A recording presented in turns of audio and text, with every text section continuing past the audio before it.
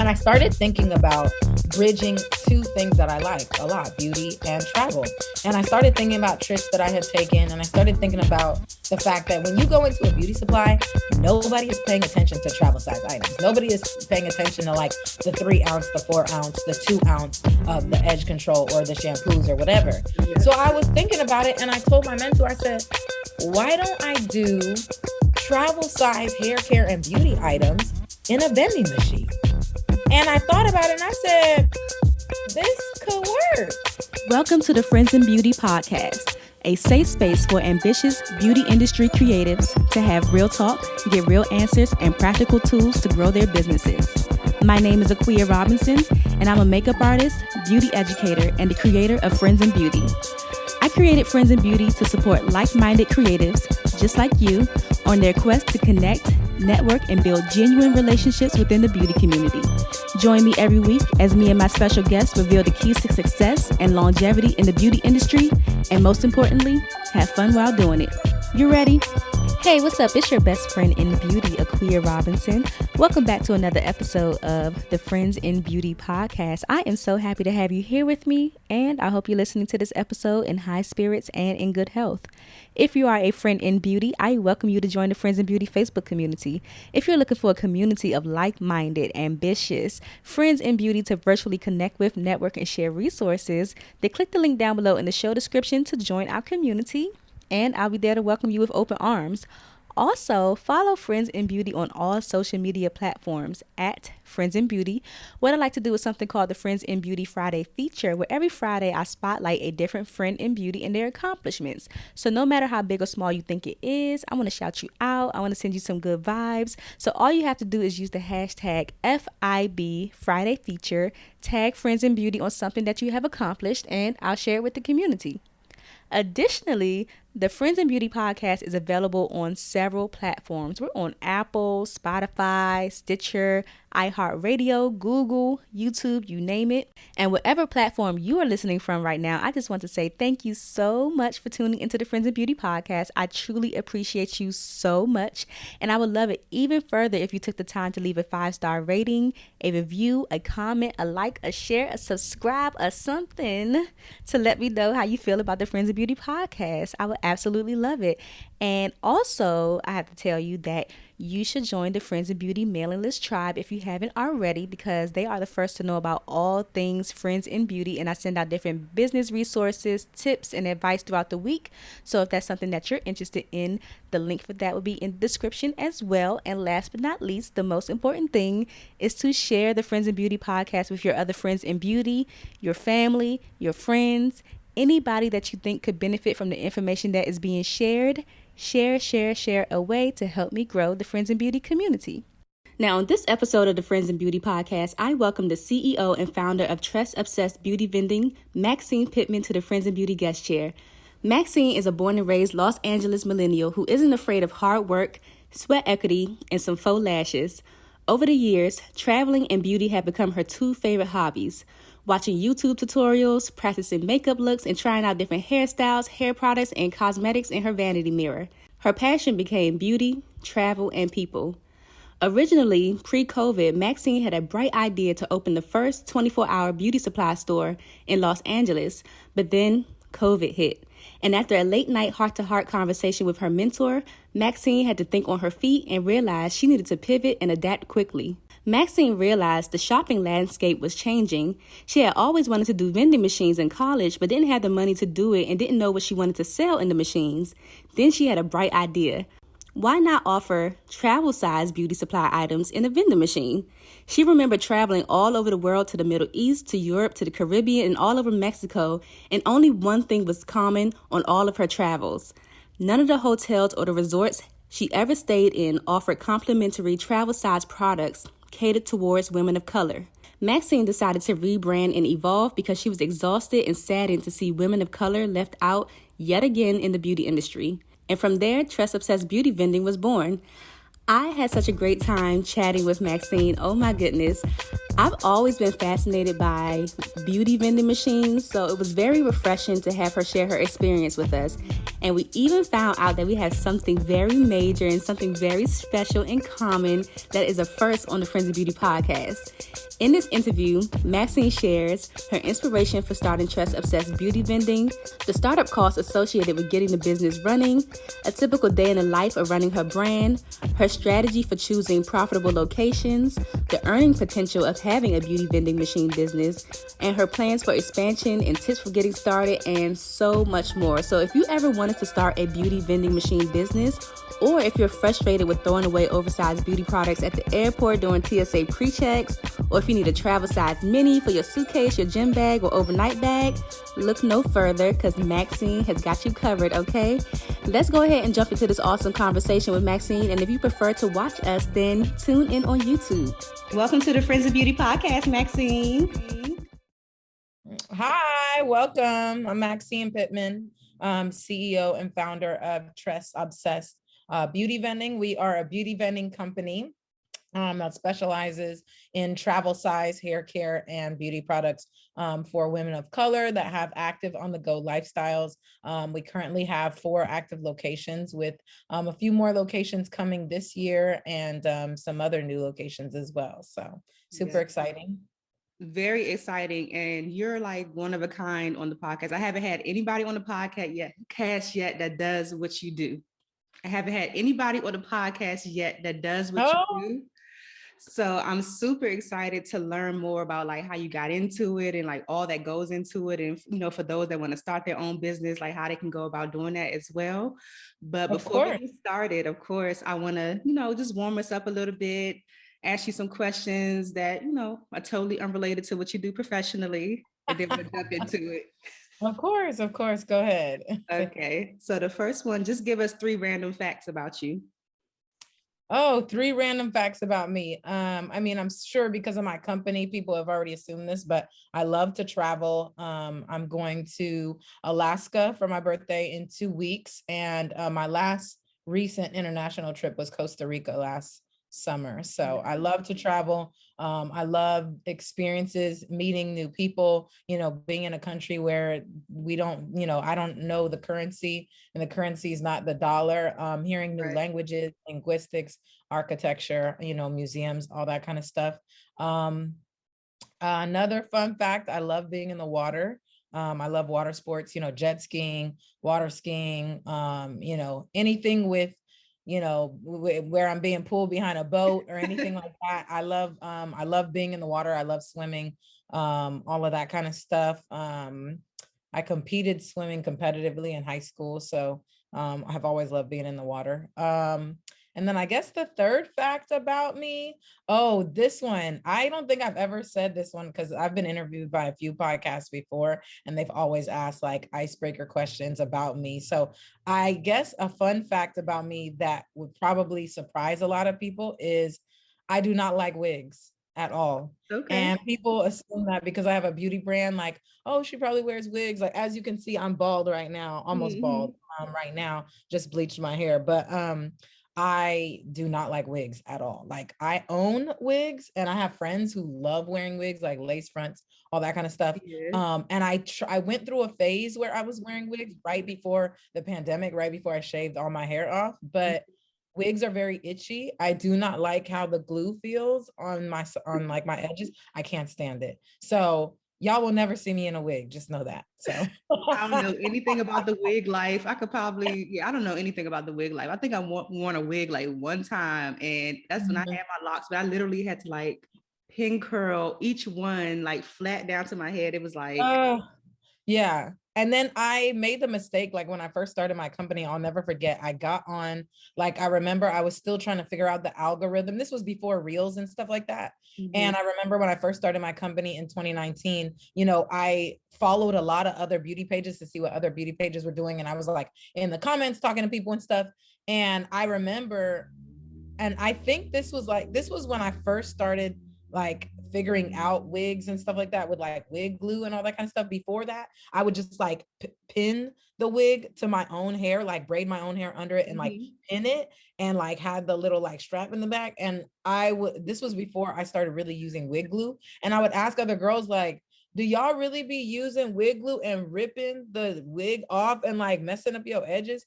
And these girls like jumped on me in the comments and were like, you supposed to wash it off. Why would you rip the wig off? And I was like, oh my God, this is too much for me. Okay, wig community. Wig community like ganged up on me. I said, you know what? This ain't for me. I said, let me go ahead and just cut all my hair off. And I did, and I loved it. And I haven't gone back yet. So I know that's right. So the most important fun fact that I heard that you didn't really say, but you said is that you're an Aquarius. Is that right? Yes, I am Aquarius Nation all day, baby. All day. All day. Yes, I am an Aquarius. Yes, February 4th. So are you an Aquarius too? That's my birthday. You're lying. We have the same birthday. Oh my God. Oh my God, I love that. That is so exciting. Oh my gosh. Yes, February 4th. That is so, well, then I guess this was God telling me that I should have done this podcast when you asked me like 6 months ago. So yes. The timing is always right. That is awesome. Well, happy early birthday. I hope you're doing something fun. I have some fun plans. Yes. Yeah, good, oh my good. God, that's so excited. But yes. To continue, because I had these things called pod decks. Mm-hmm. One is a would you rather, one is what the heck. They just have really random, sometimes fun, sometimes crazy, weird questions. Which one would you like? What were the two? You said would you rather, and what was the other one? What the heck? I would say would you rather. Let's try that one. Okay. That's always a fun game. So we make sure you get a good car. I'm super excited about I know. That's so cute. We have the same birthday. That's so cute. I know. I'm gonna tell my boyfriend. He's gonna be like, I guess that was like God's message. You should have done the podcast a while ago. I don't like that one. We don't like that kind of energy. Okay. Weird. Mm-hmm. Would you rather your voice sound like Elmo or Kermit the Frog? I don't remember how Kermit's voice sounds. I was just looking at something about Elmo the other day. And Elmo has like my energy. Like Elmo is not about the games. So I would probably have to say I'd have to go if I had to choose between Elmo and Kermit. Okay, now I remember Kermit's voice. Yeah, I would choose Elmo. Because Elmo I love his personality. He ain't like if he don't want to deal with people, he ain't gonna deal with them. So right, pretty much. Yeah. So I'm gonna have to go with Elmo. So okay. When is the last time that you did something for the first time? When is the last time that I did something for the first time? When I went to Costa Rica, I went ziplining. That was the first time I had ever been ziplining, which was super fun. The only thing was that it was pouring down rain the whole, it's a tropical country. So it was pouring rain the whole time. We had a real cool host, and she went first to kind of lead the pack because it was like a group of us. It was like a Black travel group. And I'm sorry, my nose is like running, but she went first and she did it upside down. And I was like, oh no, I can't do all that. But I was so excited. It's so freeing. And like, I think it took like 30 to maybe 40 minutes to hike all the way to the top where we were going to be ziplining. And it was so beautiful. Like it's, Costa Rica, obviously everybody knows it's like a tropical country. So it's warm. So it was like a lot of humidity, but it was pouring down rain. So everything was wet. So it was slippery everywhere. But when you got up there, the views were so amazing. And it's so freeing. Like you feel like a bird flying, like when you're going from tree to tree, when you're ziplining. So I would say, yeah. So that was the last time that I did something for the first time. So. I love that. What do people always tell you that you're good at aside from what you do professionally? What do people tell me that I'm good at? I'm not going to start cussing on this so I'm not going to say what my first answer would be, but my second answer would be people always say that I have a really sultry voice, like I should be doing like maybe podcast or like something with my voice. Like I used to do voiceovers when I was a kid. That's another fun fact, but I used to do voiceovers for children's computer games and children's video games when I was a kid, when I was like I want to say maybe 7 or 8 years old. So I've done voiceover work before, but people are always like, oh my God, like I love talking to you on the phone. And nobody talks on the phone anymore, but a lot of my friends are like, oh my God, your voice is so like sultry and like soothing. Like you should have like, like a podcast or have a, something where I can use my voice. So that's what people tell. I mean, and other than I guess like marketing my business, but my degree is in business and marketing, so you would assume that I would be good at that. But and then I guess like networking with people, just trying to use my connections and networking and stuff like that. So that's definitely other stuff that people say that I'm good at, because I've said this in other podcasts and other interviews, but I didn't know anything about really hair care or beauty before I started my company. Like I had worked a few times part-time, like on the weekends at like Sally's Beauty Supply. And one of my mentors was like, she was back then, she was my supervisor, and she had owned salons before, and she had been a hairstylist for like 20 years. So she taught me everything that I knew about hair care and about beauty and all that kind of stuff. But yeah, so I didn't really know anything about, other than, just playing with products at home and playing with makeup at home and, all the stuff that us women do. So Right. yeah. I love So, that. I love that. yeah. All great things to be good at, for sure. Yeah. Yes. Yes. So, What's your favorite place that you travel to? favorite place that I traveled to. So this one is a tie. I was gonna say, and I don't know where your podcast is based out of. I don't know if I think you're I'm East in Coast. DC. You're in DC. Okay, cool. Mhm. Okay, DC. I love DC. So I got some cousins in DC. But I was gonna say it's gonna be a tie between Dubai. I went to Dubai, and when people hear Dubai, they're like, oh my God, Dubai, blah, blah, blah. But it was, I think I liked Dubai more so not because of anything that we really did, any of the activities or excursions that we did, but just like the country as a whole. The country is very clean. Like, you don't go and you don't see trash anywhere. Like everybody's respectable. Like I really enjoyed that part. The food was good. Like it was I like that. But I think the plane ride there was actually probably one of the things that I enjoyed the most. Because it was, the food was amazing on the flight. The cocktails were amazing on the flight, just really good energy in that sense, that part of the trip. And then I think, and people were some of my friends are probably going to roll their eyes when they hear this, because the majority of me and my friends grew up in Southern California. All of us are from here, but growing up in LA, you go to Mexico all the time. I've been to almost every single part of Mexico, just because it's right under us. But I would have to say Cabo San Lucas was one of the best trips that I've ever taken. Such a beautiful country. I'm sorry, such a beautiful city. Mexico is a beautiful country though. And just obviously the food, amazing. Tacos, margaritas, amazing Mexican food. The lobster was amazing. Just had a really great time going there. Went to some nightclubs, partied till 6 o'clock, 7 o'clock in the morning. So yeah, so great country, love it. Except Cabo itself, I love, just because I know a lot of people go to like Cancun and stuff, but Cancun's a lot of like college kids that are partying, and I'm like, I'm too old for that now. So so I enjoy the Cabo vibe. The water was warm, beautiful. So definitely Cabo. It's probably top of my list. So I love that. yeah. I went to Mexico last year for the first time, and I enjoyed myself. I was literally like, I didn't know Mexico was like this. Like, where are the people running for the border? Where's the cartel? Like, oh no, that's just that's all they movies. show you on TV. Is like all of that, negative things, but absolutely beautiful.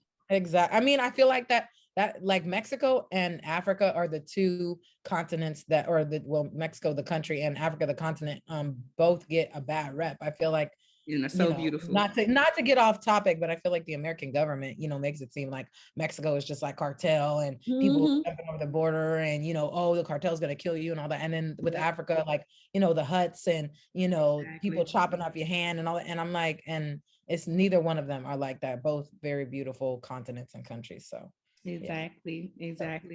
And where did you go? I'm sorry. What part of Mexico did you go to? Oh, I went to Puerto Vallarta. Oh, Puerto Vallarta. Okay. Yeah. I got to hold a baby tiger at the zoo. That was like what I was there for, was the baby tiger, but very fun. Well, I have never done that. So you got to tell me how that was later on. Awesome. So. That's Yeah, awesome. Yes. nice. If you weren't the CEO of Tress Obsess, like what else could you see yourself doing? Ooh, that's a good question. Probably being a travel agent or doing something obviously around travel or um I feel like something around food, like maybe having a food, like being a food influencer with like a food blog or something like that. Something fun. Like Yeah. I've already spent, 15 years in corporate America, so that's a dub. I'm good on that so far. But in terms of just having a fun career outside of this would definitely be something probably surrounding food or travel. So Awesome, awesome. Oh my gosh, this was like the best like icebreaker session ever. I don't know if it's because I found out we got the same birthday. that definitely that was good energy in the beginning, and then it just went up from there. So I just love that. So like what do you do professionally? What's your professional background?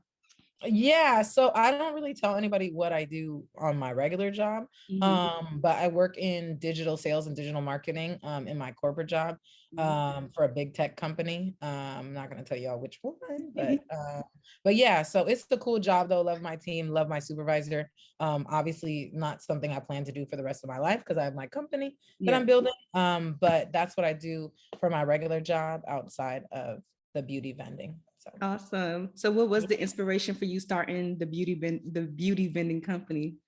yeah, I've always been I don't know if I've covered this in other interviews, but I've always been fascinated by vending machines. When people hear the word vending machine, they think like sodas, chips, snacks, sandwiches. But when they see my vending machines, they're like, "Oh my God, this is lit." Like your vending machines are like basically billboards for what you put inside of them, which is I did that on purpose. I wanted people to be able to see my vending machines from a mile away and be like, "Ooh, what is that? Like nice, pretty pink lights and like, ooh, like the pink inside. Like, what is that?" And I wanted them to be very appealing and very eye catching Mhm. to attract customers. I started out doing it. I wanted to originally run a beauty. I'm sorry. I originally wanted to run a beauty supply store. Mhm. And then once I started getting into the thick of it and started really researching how much money was going to go into it, I was still going to do it. I wanted to actually open up what would have been the first 24-hour beauty supply store in Los Angeles. Ooh. And that the economy, not only like big cities like LA or Miami or New York are, basically 24 hours. People are, driving for Uber at night, and people are going to nightclubs and restaurants, and, people are doing different things, working, being entrepreneurs or whatever. But I wanted to bring that solution to the city that I was born and raised in and grew up in. But then I started seeing it felt like there were a lot of Black women, which is a great thing. There were a lot of Black women opening their own beauty supplies, which I love to see, us bringing our own business back into our own communities. Mhm. But I didn't want to be doing something that everybody else was doing. Right. Um, I love being able to say that I'm the first to do ABCD. And I started thinking about it and I said, okay, well, I can throw a penny in the city of LA and hit a Black beauty supply, especially if I'm over in the hood or in the city. Okay. Um, Not in the suburbs, not so much, obviously, but once you get into the city closer to like the airport and stuff, there's a lot of Black owned beauty supplies now. And I was like, I'm gonna, I want to be able to do something. I want to, because I use my own savings and some of my pandemic money to start the company and really get it rolling. And I Mhm. was like, okay, if I'm gonna do this, I'm gonna have to be able to make the money stretch, because I don't know when I'm gonna be able to get, approved by a bank, approved for a bank loan, or get funding, or win a pitch contest and get some funding for my business. So I'm gonna have, in order to get started, I'm gonna have to make this money stretch. Right. So I took about $45,000 of my own money and started the company. And then I took some money from like, PPP money, or whatever the pandemic money was that they were giving Yeah. out. Took some of that money too, and then purchased 6 vending machines. And the way that it actually started was, at the time I was living in Newport Beach, which is, or like Irvine area, which is like the OC, which is, it's a county south of LA, down Mhm. by the beach. And at the time, I hated the jobs that I was working in. And I was like, I need to start something to create wealth for myself. And I was like, everybody, like, you can be the best salesman in the world. And I've worked in sales and marketing roles for the majority of my career. And I'm like, you could be the best salesperson and be selling a product that you don't give a crap about because Right. you're working for these companies that will replace you at the drop of a hat. But I'm like, and I was looking at my career and I was like, if I've done sales for this long or done marketing or whatever this long for products and at all these different companies that I don't give a crap about, how much, what would the energy in the room be like if I was marketing my own business, my own brand, something that I cared about? Right. And I was talking to two of my mentors at the time, juggling around some ideas, and then the pandemic hit. And I remember one of my mentors telling me, like, and she owned at the time, she was one of my mentors at the time. She owned several beauty supply stores, and she had noticed that um, people, she was still getting traffic to her websites, Mm-hmm. even if people weren't coming into the stores. And she was thankful that when the pandemic hit and they shut down everything, she was still getting website sales. And she was telling me, like, Maxine, like, you have to create something that that can adapt to things like a recession, things to like a COVID pandemic and a shutdown and things like that. You have to be able to pivot your business very quickly. And Yeah. I realized, like, okay, like, yes, I wanted to be the first to do a 24-hour beauty supply, but if a pandemic had happened, I would have been screwed. And I started seeing a lot of friends that I knew who owned like coffee shops or bookstores or whatever, who were losing their businesses because they could not afford their rent, $1,500 to $3,500 in this expensive California rent, Right. and still pay a commercial lease on their building for their shops or their stores or, whatever it may be, their business. So I was like, okay, how am I going to do this? And I started thinking about bridging two things that I liked a lot, beauty and travel. And I started thinking about trips that I had taken. And I started thinking about the fact that when you go into a beauty supply, nobody is paying attention to travel size items. Nobody is paying attention to like the 3 ounce, the 4 ounce, the 2 ounce of the edge control or the shampoos or whatever. True. And when I feel like, and then I also feel like like Black women particularly, in terms of traveling, we have, if you go to, I'm sure if I go to your place where you live or you come to my place, you'll see all these products that we have in our bathroom. And we have these big, huge 32-ounce shampoos, conditioners, whatever the case may be. And when we're going on trips and things like that, we're trying to pour them in little bottles. And then some girls who don't travel a lot, exactly. Some girls who don't travel a lot are trying to, and don't know the rules for TSA Putting it and in their travel. dang carry No, on. exactly. They packing all that stuff in their bag only to be disappointed when TSA makes them throw all that stuff away at the airport. Yeah. So I was thinking about it and I told my mentor, I said, why don't I do travel size hair care and beauty items in a vending machine? And I thought about it and I said, this could work.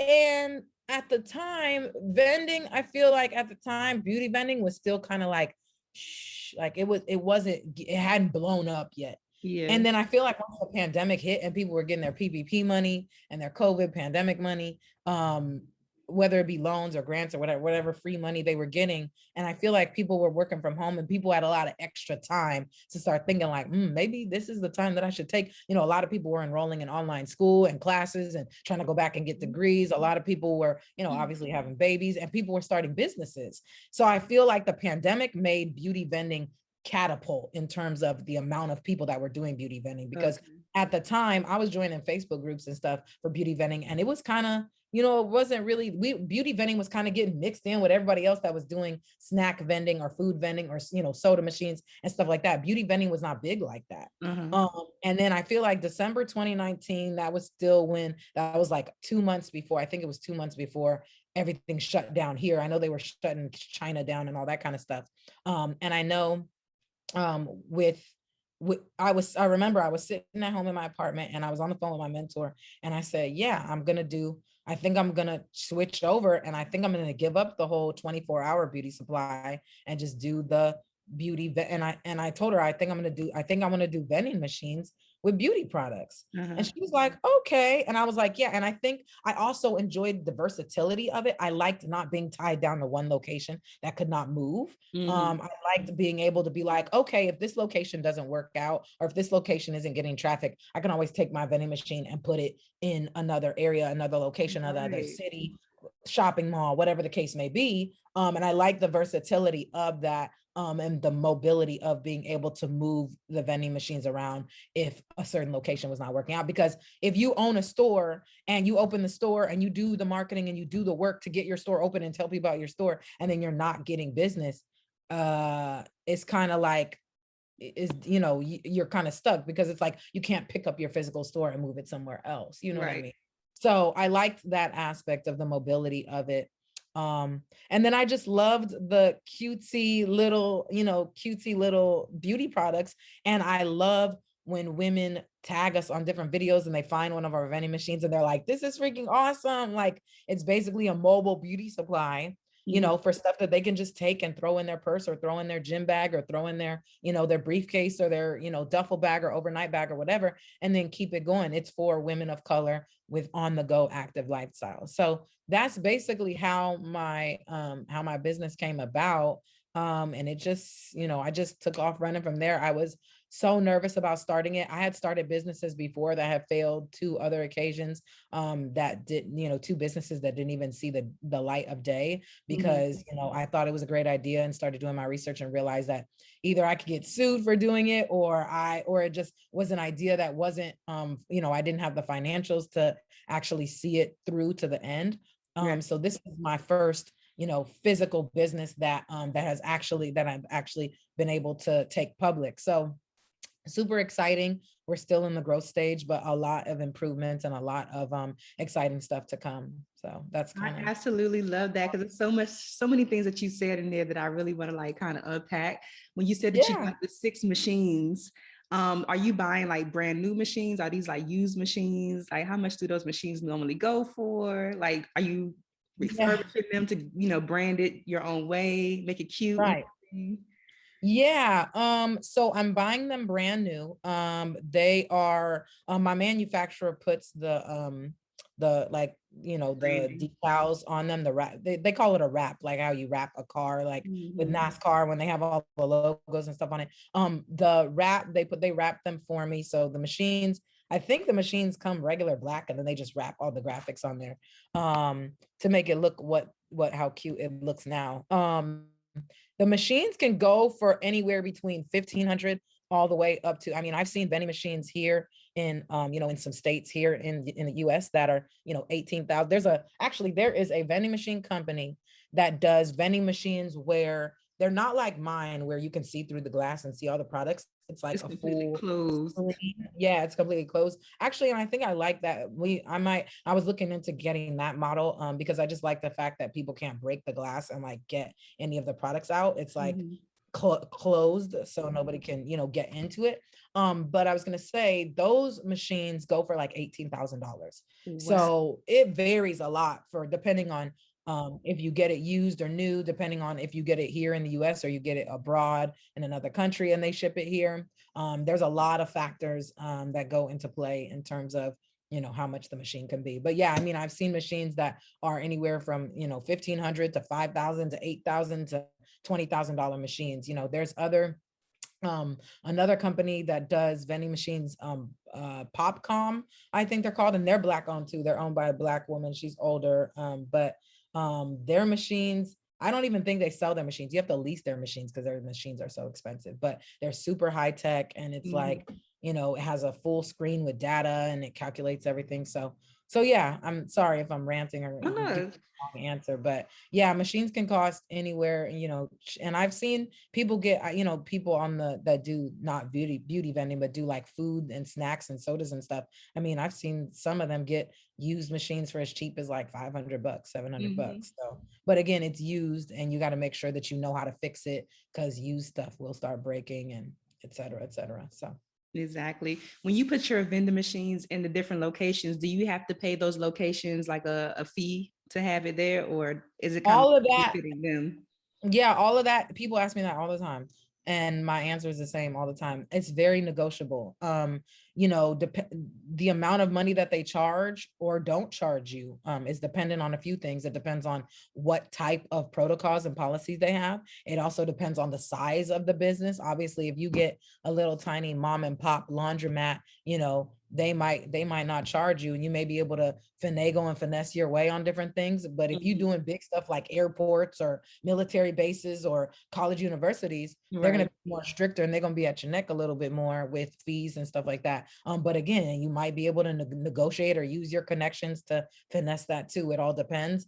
So it depends on obviously your negotiating skills. It depends on the size of the size and the type of company. Obviously, big companies that have a big reputation, they want their cut too. But you know, if you know somebody, you may be able to finagle that. So it really depends on a few different things. So the companies that you have now in your machines, are they companies that already had travel size stuff, or did they kind of have to like cater to, you know, the needs of, you know, what you wanted to offer? Yeah, every location that I've been at, I was the first one to be in that location. You know, if you look up beauty vending, the majority of women who are doing beauty vending are doing like eyelashes or hair bundles. And I mean, we might get into, you know, we might carry one or two eyelash brands in the future. I'm looking into also carrying like Rasta free braiding hair, you know, little stuff like that. But I don't want to get into wigs and ponytails. We're not doing all that. Like hair care and beauty, and that's it. Because the majority, and the reason for that is the majority of women, you know, especially women of color, you know, we care about our hair. We spend a lot of money on our hair and the way that we look. And the majority of women, if you think about women who are on the go or women who are taking a trip or whatever, the majority of us already have our hair done. We just need stuff to maintain our look all along the way. And that's a big reason why I don't want to get into carrying, you know, 20 different types of hair and 20 different types of wigs. We're not, like, my employees have been like, oh, we should carry it. I'm like, no, we're not doing that. No. So no, get it. That's right. So I'm sticking to hair care and beauty products for the most part. So I love that. I hope that answered your question. But yeah, so what I mean is like, okay, so like black girl sunscreen or something like that. Yeah, we carry them. Yeah. So did they already have travel sizes, or is that something that you had to like request from them? Oh, okay. So that's the type of question you were asking. No, Black Girl Sunscreen. I think they have, I want to say, I'm gonna have to check my phone. I don't even know what size. I think the tube that they have. So I have a rule in my machines. We carry 4 ounces or less. Sometimes if it's a brand I really, really want to carry and they don't have 4 ounces, we'll go with 5 ounces. But I think I only have maybe 1 or 2. And I think Black Girl Sunscreen is one of them, where I think their tube is like 4 or 5 ounces. It's the largest that we carry. Everything else is like 1 ounce, 2 ounce, 3 ounces, but we only go up to 4 ounces. So I think to answer your question, no, I'm not that special. They did not make something specifically for our machines. I'm still a small business. So, you know, I just ordered whatever the smallest size that they had. And I make sure that I ask them, you know, like, what are your best sellers? And, you know, and then just ordered that and started carrying their sunscreen. So, okay, nice. What's a typical day in the life look like when you're running a business like this, like as far as like replenishing the machines or putting out fires and, you know, the stuff? And again, I'm still, you know, similar to a lot of other small businesses, I'm still working my corporate job while I'm running my business. Thank God there's a few things that are great about this. Number one, I work from home. We're still in the whole pandemic thing. I think I'm probably going to continue working from home for the foreseeable future. So, you know, I can have my cell phone on me all the time. You know, if one of my, like, I'll give you just an example, like, you know, I'll wake up, get ready, you know, I usually hit the gym in the morning. I go to the gym at like 4 a.m. in the morning, which people are like, oh my God, that's so early, but go to the gym, hit the gym. I start my regular job around like 7:30. If I have any time in between getting home from the gym and starting my job, my regular job, I'll check my phone. I'll go and I'm always checking our Instagram page, our Twitter page, seeing who's commenting on different stuff. Also looking at other beauty pages. We're looking at reels, getting ideas for reels and stuff like that. Right now, I'm still doing the majority of our social media stuff, but still trying to hire if anybody sees this and they're interested in doing a beauty, any college students, we're looking for college students too. Anybody that's really good with social media stuff, we're looking for a part-time social media intern. And then I'm looking for a part-time administrative intern as well. So doing, trying to do the social media. Sometimes I'll get emails in about, people who want to interview me for podcasts.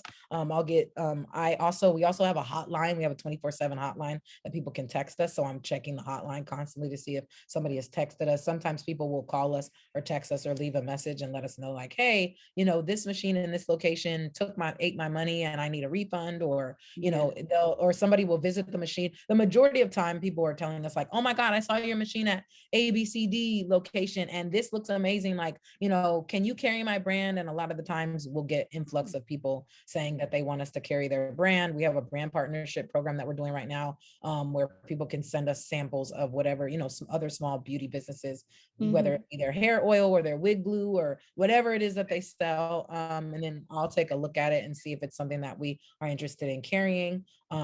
So then there's that. So I'm answering emails and doing stuff on my phone for the business all day long.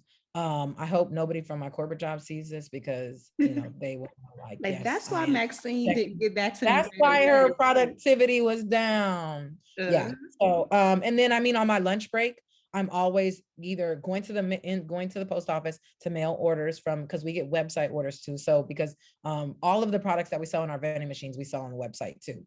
So on my lunch breaks and on my 15-minute breaks from my regular job, I'm either doing orders or going to the post office to mail orders, or if we're trying to start doing influencer programs too, where we do marketing campaigns with influencers who have a very large following, which I'm trying to start doing a campaign with influencers that have like 100,000 followers or more, or 50,000 followers or more. So sometimes I'm just sending out samples. Like recently, we were featured on some girl. She has, I don't know how many, I'm gonna have to check on Instagram, but there's this girl who has like, I want to say like 200,000 followers, and she featured us too. We mailed her samples. So sometimes I'm mailing celebrity samples because I want us to feature them on their Instagram page. Like I think she was a newscaster, Jamil Hill. I don't know if you know. Oh yeah. She featured us and I lost my mind, and we got some followers from that too. So that's a majority of what I'm doing. The majority and bulk of the work that I do for the business is in the evening after I'm done with work. So it could be anything. Like last night, I was on the phone with my manufacturer trying to get codes that we have to input to, for the machines, this whole thing. But for like data, for like, to see sales reports and stuff like that on the back end, because I have dashboards and stuff I got to check for the vending machines. So I was on the phone with our manufacturer till like 3 o'clock in the morning. Sometimes something needs to be fixed on the machine. All of my machines are brand new. I buy all of them brand new. So we don't have any huge, mechanical or technical failures or anything like that because the machines are still brand new. But sometimes, a motor or something on one of the slots will break or, whatever. And I got to call my technician, and I try to have a technician in every state or every city that we're in so that I have something that can quickly do, visit or a call, to go visit the machine, fix the machine quickly, be there in 20 or 30 minutes. So that's the bulk of what I'm doing. A lot of the stuff that I'm doing too is like, trying to post to hire new people. I'm thinking about starting up with a new PR firm that will be doing all of our PR and marketing and be trying to get us in, magazines and, interviews and stuff like that. So talking with them back and forth because they're in Atlanta. So, corresponding with them back and forth. We just got a new collaboration deal with another beauty brand. And we're going to be doing, I don't like to talk about stuff until it's like completely signed on the paper line on, all that kind of stuff. But, doing a big HBCU deal for some of these HBCUs. So super exciting because people been DMing me for 10 months. Like, come to our HBCU, come to our HBCU. We'd love to have your vending machine. And I'm like, it's happening, y'all. Just, we in the background doing it. So that's going to be huge for us this year, is getting on these HBCU campuses. So yeah, that's the bulk of what I'm doing. I'm always on my phone. I always have my employees texting me. I always have my technicians texting me. So yeah, so that's the bulk of what a day in my life. And then obviously trying to pay attention to my regular job at the same time. Right. So, yeah. You're a true Aquarius, always trying to multitask and do so many things. And girl, you know how it is. And then our brains are always on overload, because we're like, I could do this, and then we're like, oh my God, slow down. Like, it's super overwhelming. Like, let me chill out. So that's me all the time. I have those conversations with myself all the time, like one thing at a time, literally just one thing at a time. How often do you have to replenish those machines, or does it just depend on the location? Yeah, it depends on the location. We're still in a pandemic, so a lot of locations aren't as busy as I would like. We do have 2 out of the 4 locations that are super busy. So I mean, I have my employees go like every 2 weeks, or for the machines in LA, I'll check them and just go and replenish what needs to be replenished. Like I check my machines out here every week. My machines in other states, Arizona and Georgia, I'll have them go every 2 weeks. Nice. So, but as they get busier, like one of my locations, they are having Super Bowl there next year.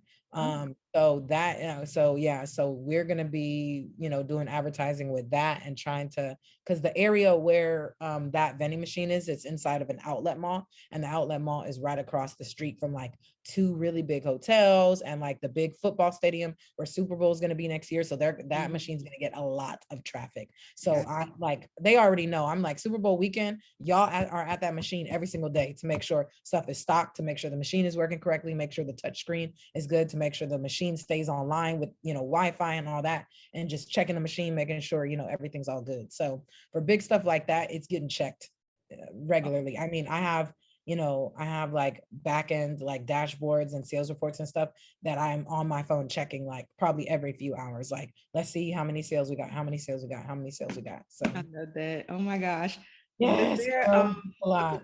Was there a particular thought process behind like where you put your machines? Like, what's the strategy behind like choosing the locations that's going to do well? Or is it like, yeah, we're still I went a little crazy in the beginning. I probably shouldn't have ordered 6 machines, because we still don't have locations for the last 2, but I'm not worried about that. With this HBCU deal, we'll be ordering more machines now.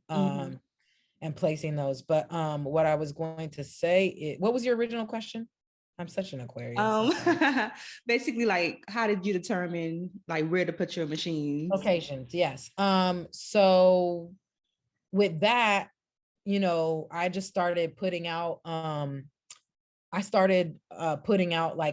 trying to email different people, like, okay, for me, my mother has always taught me to work smarter and not harder. So I know with a lot of people getting in vending, they'll start just reaching out, sending thousands of emails, making thousands of phone calls, blah, blah, blah. And I started originally with like, oh, I want to put them in strip clubs because, the dancers are going to need their beauty products.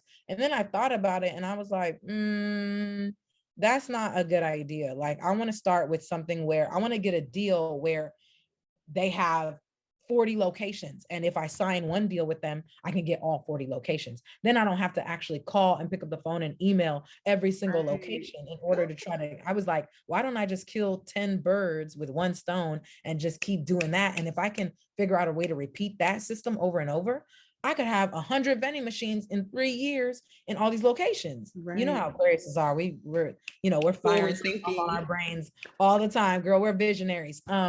So that's how I was thinking initially, because when I first started calling, I was like, all right, I was like, this is going to be a lot. Like, I was like, I'm going to have to hire somebody to make all these calls. And I was like, this is crazy. Like, and I was burning myself out in like the first 2 weeks with all the emails and calls I was sending out. And I was like, there has to be an easier way to do this. And again, I pulled something from, this is a gem, so I hope y'all listen. And I think, and I usually don't tell people this until like they pay for like a one-on-one consultation with me, but I used some of my skills from my previous corporate job, because at the time I was doing sales in property management. And with property management, a lot of these large companies that own like shopping malls and own, they have a whole chain of stores. All you have to do is get in good with one location with the property management group, and then they'll give you information for all the other locations they have. And then you can just start building those relationships and hit all of them at one time, just from that one contact. Right. So I hit up Simon Property Group and pitched my machine to them. They liked it. They were like, okay, we have all these locations. They got an account manager for me who covered all of the West Coast. And she was like, okay, we can put you in this. She basically gave me a paper that had like 35 locations for shopping malls, outlet centers, things like that. And she was like, pick which ones you want. And I was like, yo, that's this dope. Game changer. But then you also have to realize it's all about location.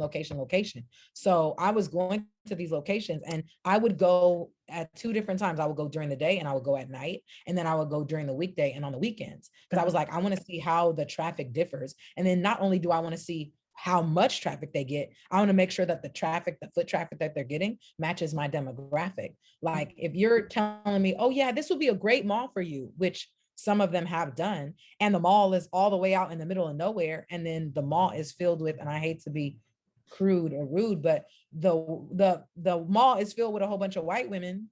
I'm sorry, boo-boo, this is not my demographic. Right.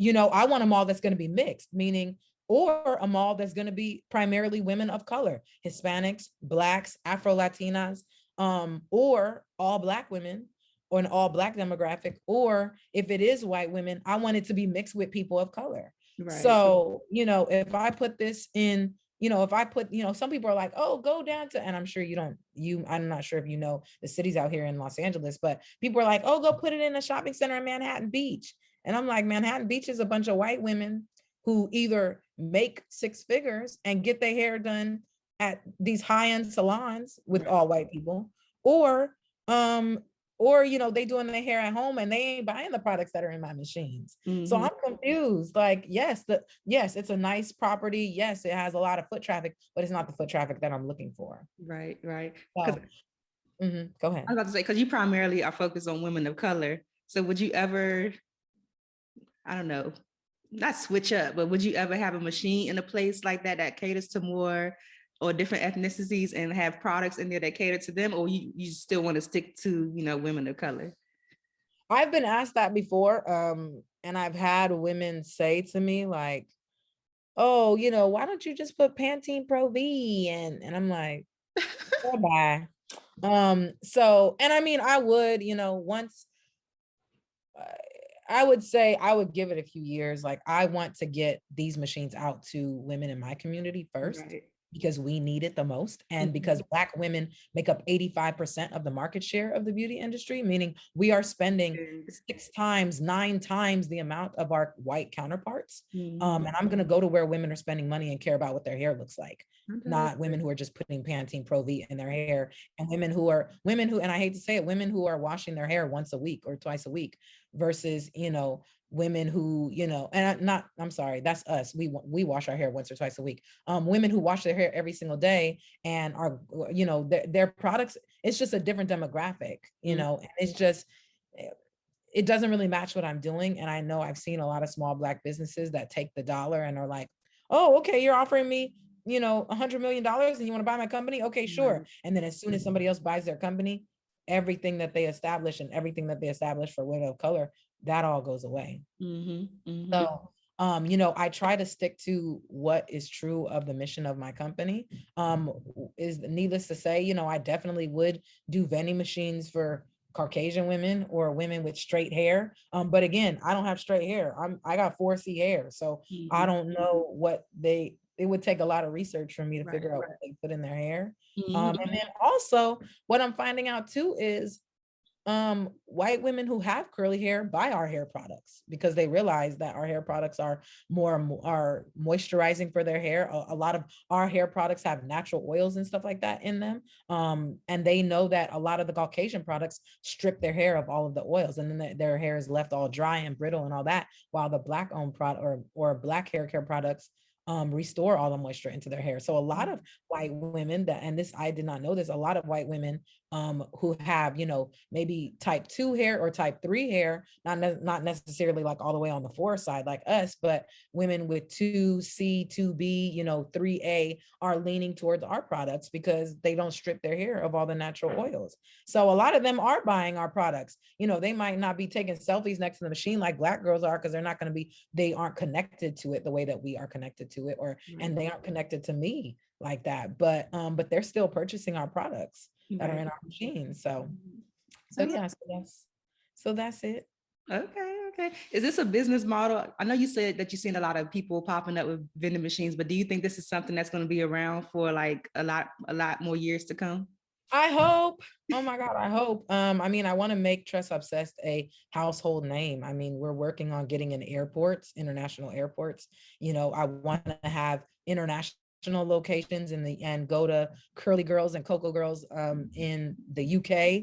I've had people emailing me from the UK, from South Africa, from West Africa, from, and even, my partner is African, and even he's like, babe, like this would do really good at airports in Africa, airports in the Caribbean. Like I have 2 brand ambassadors in Turks and Caicos who are like, oh my God, we've been talking to the airport, like, and as I'm sure because you live on the East Coast, a lot of Black folks and women of color who are traveling and need these travel size hair products and beauty products. A lot of y'all during the wintertime, you got, we over here in California, we go to Hawaii or Mexico for vacation. A lot of y'all are going down to the Caribbean, down to Jamaica, St. Martin, Turks and Caicos, down in the Florida Keys, all of that. So definitely want to start getting some presence down there too. So. I love it. Oh my gosh. So for those out there who are intrigued by, this conversation, people always want to know about the coins. Like what are the earning potentials with having beauty vending machines? So I'm a big like entrepreneur. Like I watch a lot of podcasts. So I've seen people talk about like the food vending machines and how much they make from that. But like what's the earning potential for like doing beauty products? The earning potential. So, and again, we're still new, so we aren't making anywhere near these numbers. And I think once we start doing HBCUs and airports, that our numbers can get up to here. If you look at, and again, I hate comparing her because she's a celebrity, but for the sake of vending machines, I'm going to compare her. If we're looking at Kylie Jenner, I guarantee you her machines are making probably at least $10,000 a month per machine. Now, again, I'm not Kylie Jenner. I don't aspire to be her in any fashion. But she's selling beauty products. People know who she is, et cetera, et cetera.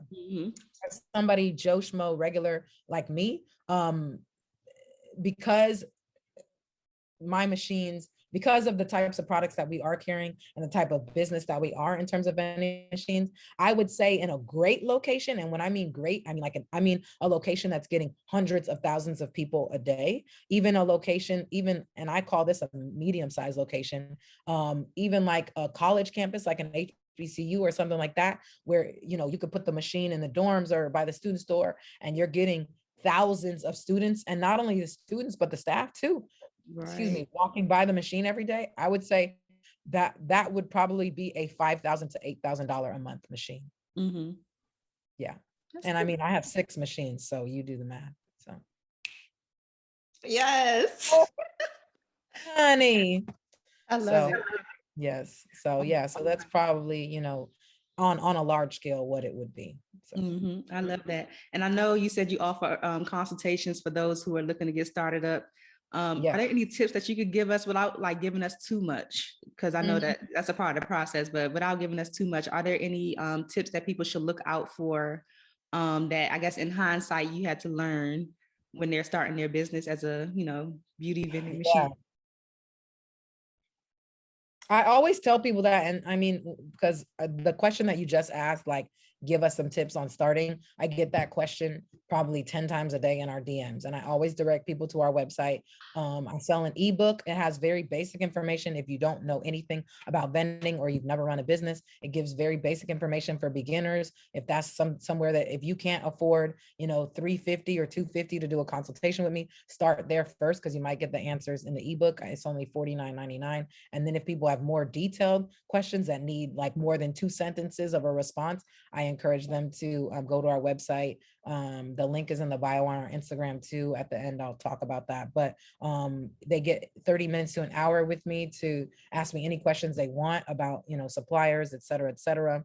In terms of starting out, I would say if I could give like 3 pieces of advice, I would say save your money. When you're running a business, there's a lot of last minute expenses that you will need to pay for. And you'll think, oh, I'm gonna have an extra, I'm getting ready to get paid. I'll have an extra $500 or extra $1,000 that I can save, and then something pops up with your machines. And then that $1,000 will go quick. Right. So, and even not even something breaking with the machines, just like marketing stuff. Like I'm having somebody work on a big tent for us to start doing pop-ups.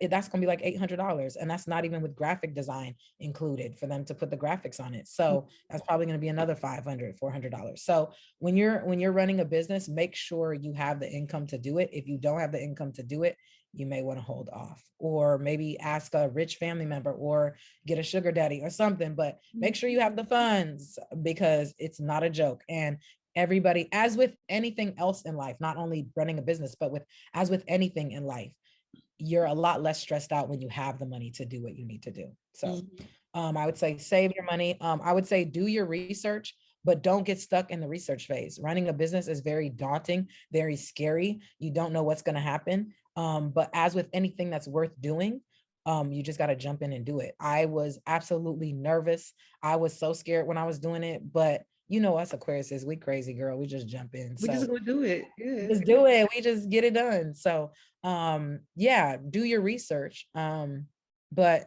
don't get stuck in the research phase. Just go out and do it. That's really what you want to do. My third piece of advice probably would be, if this is just something that you're doing, because a lot of and I hate to say this, but a lot of the girls that are doing beauty vending, a lot of them are just doing it as a hobby to make extra money on the side, and they don't care. I'm building an empire. I'm building a corporation that I plan on having in 10 years. So I kind of operate differently than other people. But I would also say everything is about location, location, location.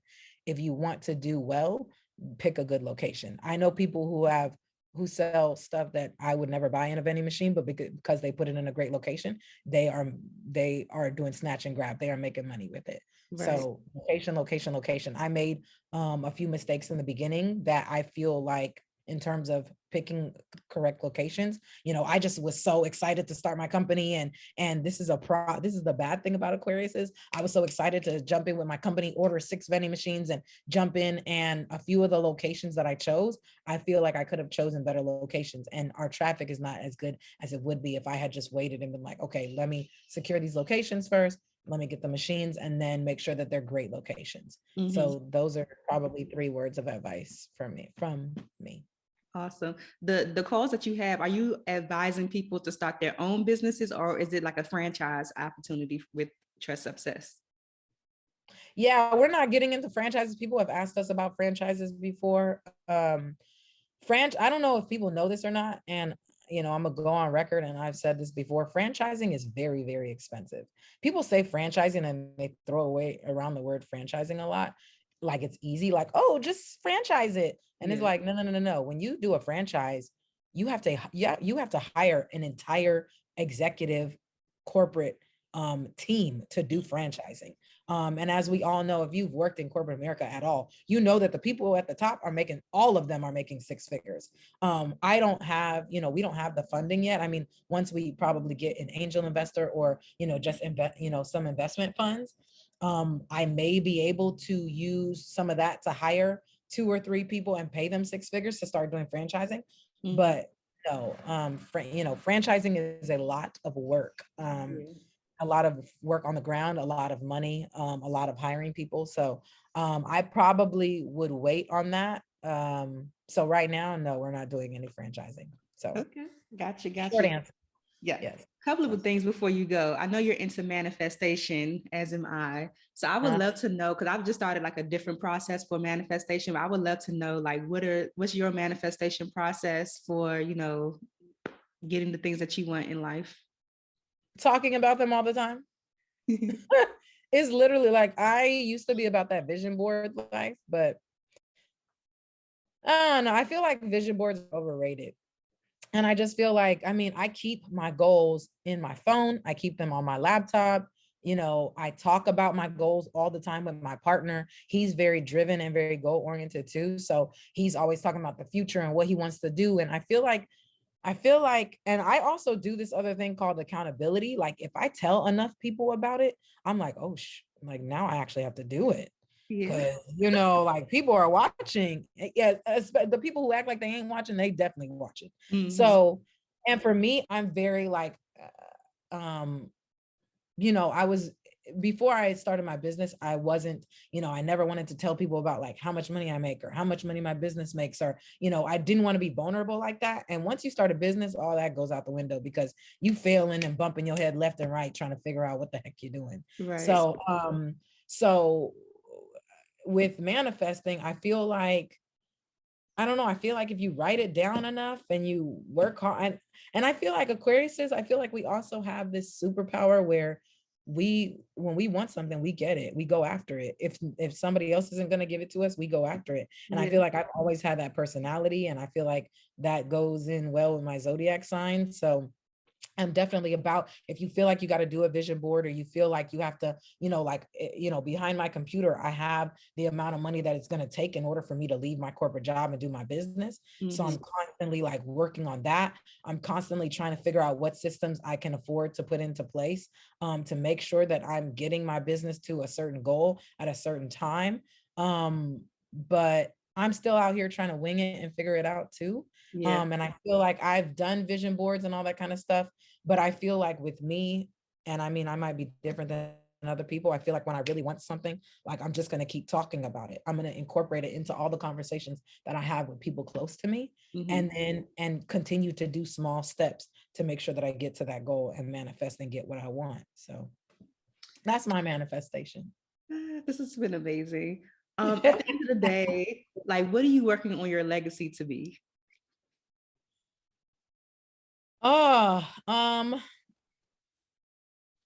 I want to be, first of all, I want to be on either in Black Enterprise or on the cover of Black Enterprise.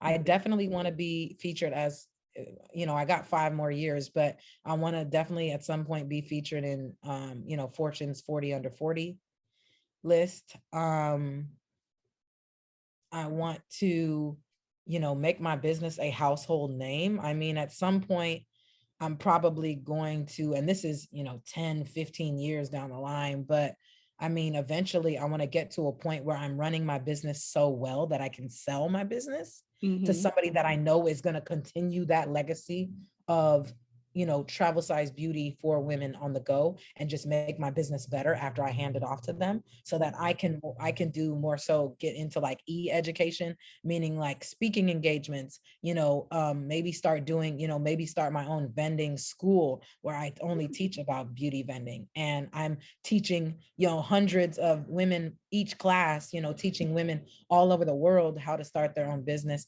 and how to run their business well once I get my business to where I want it to be. So that's probably, I know people talk about legacy a lot. I don't have children, so I wouldn't have anybody to really pass my business down to. And I would also hope that my children would be doing bigger things than what I'm doing. So they'd be like, Mom, we don't want your vending company back. Yeah, so I think that would be what my legacy would be, in terms of vision. My goal is to have, and I've said this in other interviews, I want to have a vending machine in every international airport across the country, as well as, some international locations, abroad, in the UK, in the Caribbean, maybe even down in Mexico. So nice. Yeah. So that's my legacy. That's awesome. What's going on next? Anything coming up for you? Yes, these HBCUs, girl. And I'm not telling y'all which ones because I know people are gonna be like, which one? Look, Which one? just hit me up when you come to Howard, okay? Because I feel like Howard would Yes. be on board. So when you come to Howard, Yes. you know, I got you. I'll take care of it for you. This has Yeah, been hey, amazing. girl. Oh my gosh. Like, Yes.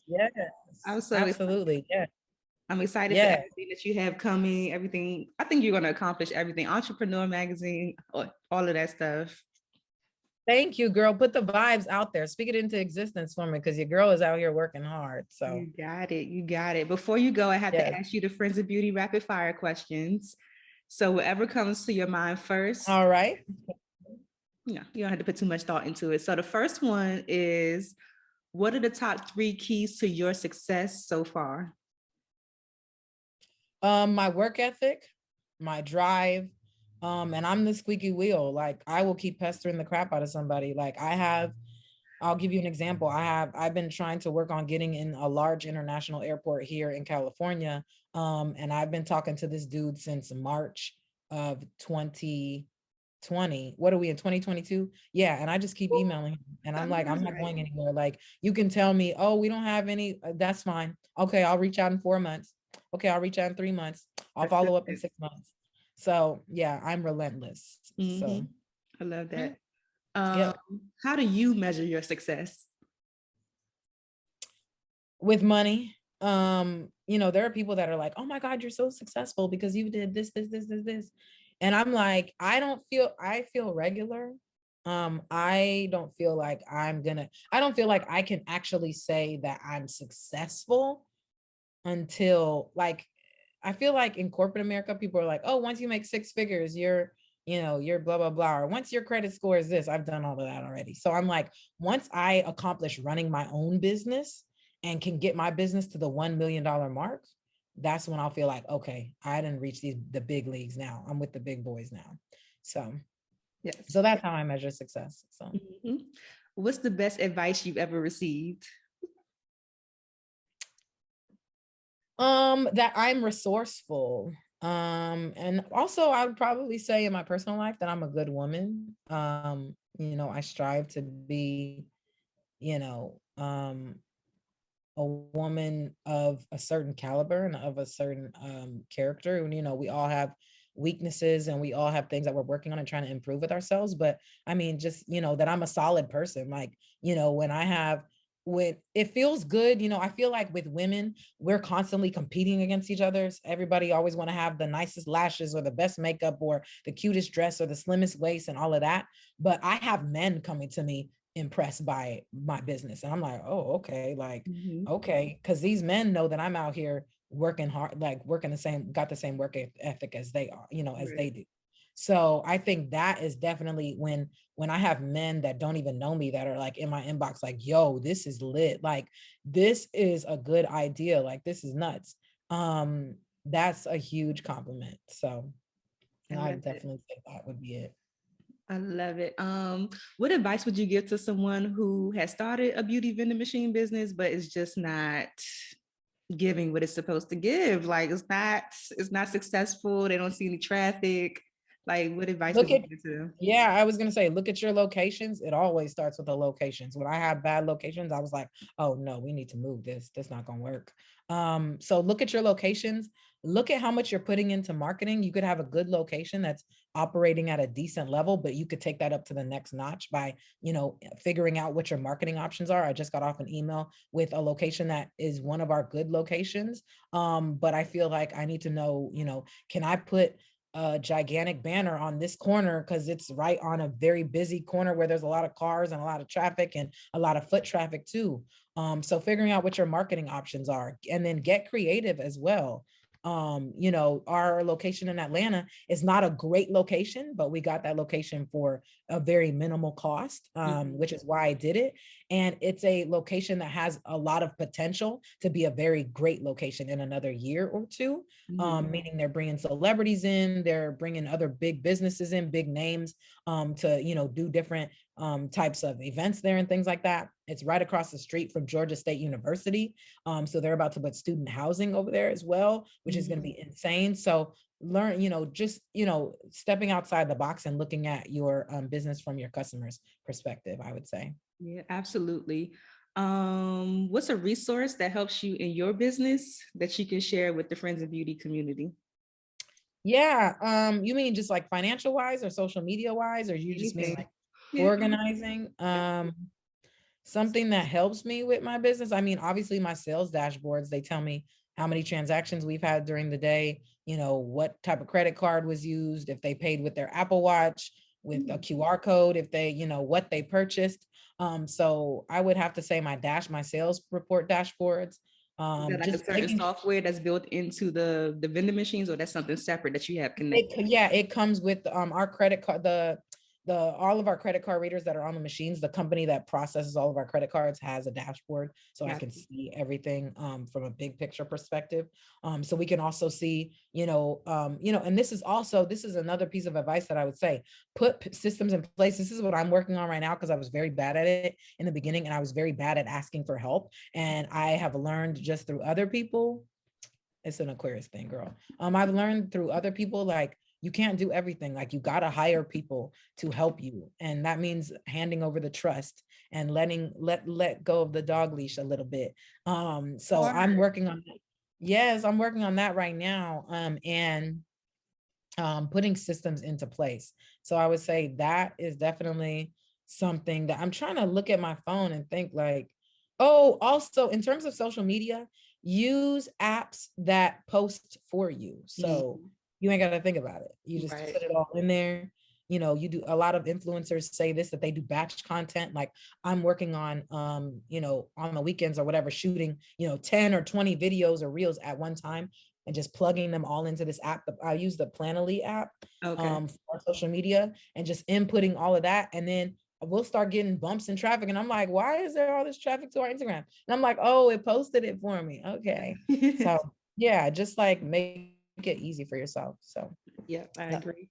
The last one, I just want you to fill in the blank and say, my name is blank, and the key to longevity and success is whatever you think it is. Okay, my name is Maxine Pittman, CEO and founder of Tress Obsessed Beauty Vending. And a key of longevity to success, I think you said. Longevity and success. Yes, to longevity and success. Obviously never quitting. I mean, I would say never quitting, being coachable and being able to take constructive criticism and improve yourself, being self-aware, because everybody views you differently, everybody sees you and looks at you differently. So being able to step outside of the box and look at the big picture, like what is really going on with this, and making those improvements on yourself so that your business does not suffer. I was also going to say, and taking advice from people who you aspire to be like. Don't start taking advice from people whose businesses are literally failing, or people who don't know anything about your industry. So I would say that's the key to longevity and success and accomplishing things with your business, and being okay with failing. Like, there's plenty of times, like, I'm used to being good at things. I'm used to being really intelligent, or being educated and speaking eloquently. But there's a lot of things that I failed at in the beginning of my business, and you just get better with time. Things that used to stress me out a lot. Oh, they don't stress me out no more. I'm like, all right, well, it's either gonna work or it's not. We're gonna figure it out. So and also practicing stress management and self-care, because I feel like, especially with Black owned businesses, people are like, just work, work, work. We don't have time for sleep. Just work, work, work. And it's like, no, I need to be 100% for my business, and I need to be present for my business. So in order to do that, if I have to take that time off or take that day off, do that. So. Yes.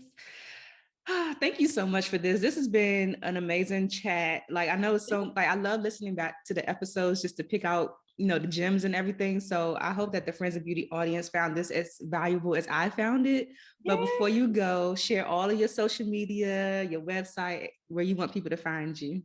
Yes. So we are on Instagram, Facebook, and Twitter heavy. We have a TikTok too, but we don't post that much on it. So on Facebook, we are at Tress Obsessed. It's still our old name, Tress Obsessed Beauty Supply. And Tress is T like Tom, R-E like elephant, S-S like tresses, like hair, Tress. And then Obsessed is like the Mariah Carey song, Obsessed, Obsessed. So Tress Obsessed LA on Instagram, Tress Beauty on Twitter. So yeah, and then our website, www.mytressobsessed.com. Awesome. Thank you so much, Maxine. Yes. Thank you so much for having me. I hope your listeners got something from this. So I absolutely think they will. Thanks for listening to the Friends in Beauty podcast. Don't forget, sharing is caring. Share this episode with at least one friend in beauty, and subscribe, rate, and review on Apple Podcasts so that other friends in beauty can find this show. Plus, we'd love to hear your feedback. Connect with us on all social media platforms at Friends in Beauty, #Friends in Beauty to join the conversation, and join our Friends in Beauty Facebook community to stay connected. Talk to you soon.